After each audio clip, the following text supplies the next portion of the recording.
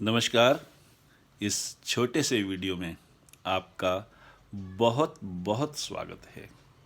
मैं हूं पीके खुराना। मैं एक integrated success and happiness coach हूं, यानी मैं यह ट्रेनिंग देता हूं कि हम सफल कैसे हों और सफलता के साथ साथ सच्ची खुशी कैसे हासिल करें।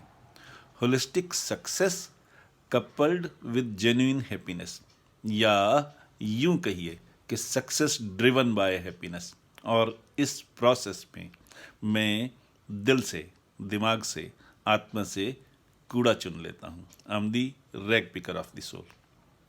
अभी 26 नवंबर को दिल्ली में बिजनेस वर्ल्ड मैगजीन की तरफ से, बिजनेस वर्ल्ड मैगजीन ग्रुप की तरफ से एक वेलनेस समिट हुई, जिसमें सिस्टर शिवानी, आचार्य प्रशांत, गौड़ गोपाल दास जैसे संत भी शामिल थे और मैं भी एक वक्ता के रूप में उसमें शामिल था, एक पैनल में शामिल था।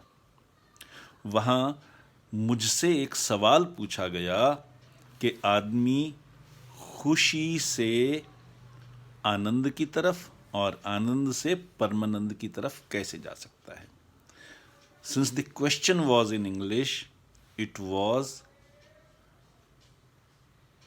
how can one move from happiness to joy to bliss.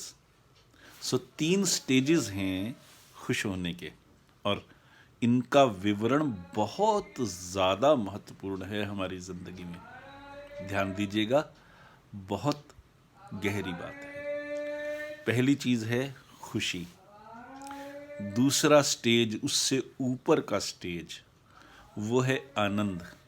और तीसरा स्टेज, जो सबसे बड़ा बढ़िया स्टेज है, वो है परमानंद। Happiness, Joy, bliss. तो हम इसी की व्याख्या करेंगे कि हम हैप्पीनेस से जॉय की तरफ और जॉय से ब्लिस की तरफ कैसे जा सकते हैं। हैप्पीनेस का मतलब होता है खुश रहने का एटीट्यूड, और खुश रहने का एटीट्यूड होता है एटीट्यूड ऑफ ग्रेटिट्यूड, कृतज्ञता की भावना। भगवान ने हमें जो कुछ दिया है, सर पे छत है, पहनने को कपड़े हैं, खाने को भोजन है, तो हम उसके लिए भगवान के कृतज्ञ हों, शुक्रगुजार हों, तो वो खुशी का कारण बन जाता है। जो 9 चीज़ें हमारे पास हैं, फोकस उन पर करें। जो 1/10 मिसिंग है, उस पर ही ध्यान ना दें, तो ज़िंदगी खुशनुमा हो जाती है। पहली चीज़ ये है खुशी का रीज़न। अब आते हैं जॉय की तरफ। जब हमारे कारण कोई खुश होता है तो हमारी खुशी बढ़ जाती है, दुगनी हो जाती है, और वो आनंद है। या हम किसी दूसरे को खुश होता देखकर खुश हो जाएं, तो भी वो स्थिति आनंद की स्थिति है, जॉय की स्थिति है। हम अपने परिवार में ही लें, मान लीजिए बच्चे को खुश देखकर हम खुश हो जाएं, बच्चे को खुश देखकर पिता खुश हो, माँ खुश हो, तो वो भी आनंद की स्थिति है। और जब हम यह समझ लें कि धन का हमारे जीवन में सीमित महत्व है, महत्व बहुत है लेकिन एक सीमा तक है, उस एक सीमा से बाहर धन का महत्व नहीं है। समझ लीजिए इस बात को। हम गृहस्थ जीवन जी रहे हैं, हमें कपड़ा चाहिए, मकान चाहिए, भोजन चाहिए, दवाई चाहिए, शिक्षा चाहिए, आना जाना चाहिए, रिश्तेदारी चाहिए, सबके लिए धन की ज़रूरत है। इसलिए धन की महत्ता को, सिग्निफिकेंस को, रेलेवेंस को, प्रासंगिकता को कम करके नहीं देख सकते। धन का जीवन में बहुत महत्व है, और धन होगा तभी तो हम चैरिटी कर सकेंगे ना।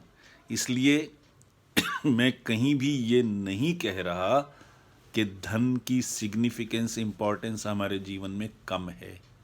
मैं सिर्फ ये कह रहा हूँ कि धन से अटैचमेंट ऐसी ना हो कि वो लालच बन जाए, ग्रीड बन जाए, और हम धन के परस्यूट में, धन प्राप्त करने की दौड़ में खुद को भूल जाएं, परिवार को भूल जाएं, अपनी सेहत को भूल जाएं, या दूसरों के कंधे पर पैर रखकर आगे बढ़ने की कोशिश करें, किसी का नुकसान करके आगे बढ़ने की कोशिश करें, वो गलत है।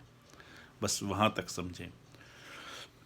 दूसरी चीज़, जब कभी भी हमें ये पता लग जाए कि हमारे जीवन में अब इतना ही समय बचा है, तो हमारा नज़रिया बदल जाता है।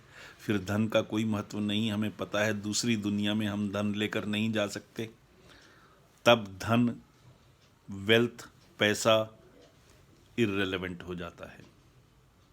वही भाव अगर हम शुरू में ही अपना लें, आज ही समझ लें कि धन की महत्ता इससे बाहर नहीं है, तो हम आज ही दुनिया के भले में भी साथ में लग जाएंगे, चैरिटी में लग जाएंगे, समाज के भले में लग जाएंगे। वो स्थिति जब हम खुशियाँ बांटना शुरू कर दें, वो स्थिति ब्लिस की स्थिति है, परमानंद की स्थिति है। तब हम हमेशा के लिए खुश हो जाते हैं और उदासी का कोई कारण जीवन में नहीं बचता। तो इसी को समझना है, खुद खुश होना, दूसरे की खुशी को देखकर खुश होना और समाज में खुशियाँ बांटना। ये तीसरी स्टेज पर जब आप पहुंच जाएं तो ज़िंदगी जय हो जय हो जय हो जैसी हो जाती है। यही करना है। नमस्कार, धन्यवाद।